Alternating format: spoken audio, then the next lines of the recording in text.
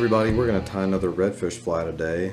You can tell that I'm on a redfish kick. We just moved to South Texas, so we have an opportunity to go after them now.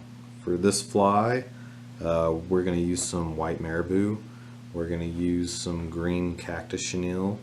I really like this chartreuse color. White 210 denier Danville thread. We're going to use a dumbbell eye. The dumbbell eyes are, for me, is what I use when I'm in 2 to 3 foot water when I'm casting at fish. And we're going to have some white silly legs. So we'll start off by wrapping to the back of the hook. And once we get to the back, we're going to wrap forward to about 1/3 of the way up and just start making our ramp or for the dumbbell eye. We'll make another one in front of that, and we will get this sucker on here. And if you want a more specific way to tie on these eyes, I got a video for you,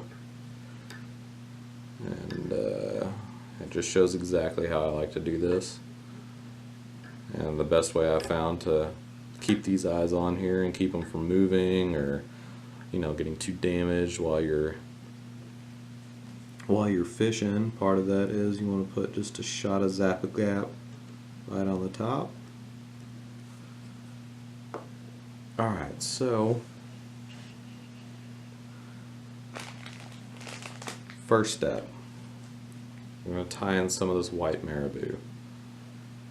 Now, I really like using marabou just because of the way that it flows in the water. I'm going to take some about the size of the hook, and I'm going to go ahead and capture it at the back.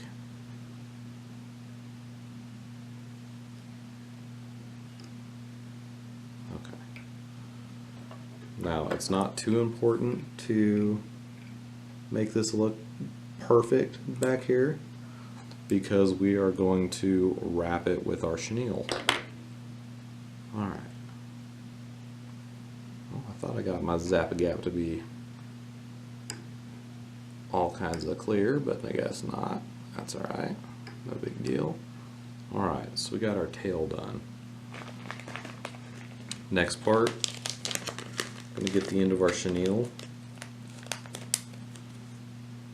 and we are going to tie it in the back. Let's go ahead and give, you know, a few good wraps on it. You want to make sure that it's tied on there real good, and go ahead and start wrapping it forward. You're going to wrap it forward to the eyes, and then you're going to cross over your eyes. And you want to make sure that it's tight whenever you do that. Nice tight wraps over it. And wrap it all the way up.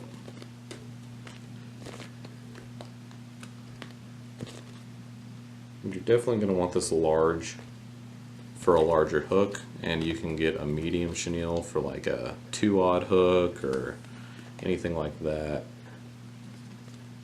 So this fly is super flashy. It's good for those murky days, and it puts off a lot of vibration. So for fish that are, you know, eating on the bottom, this is perfect. So we're just going to wrap all these little loose fibers at the end right here back, and then we're going to take our silly legs, and I'm going to rip off a section of silly legs that is probably about 5 to 6 inches long, and I'm going to tie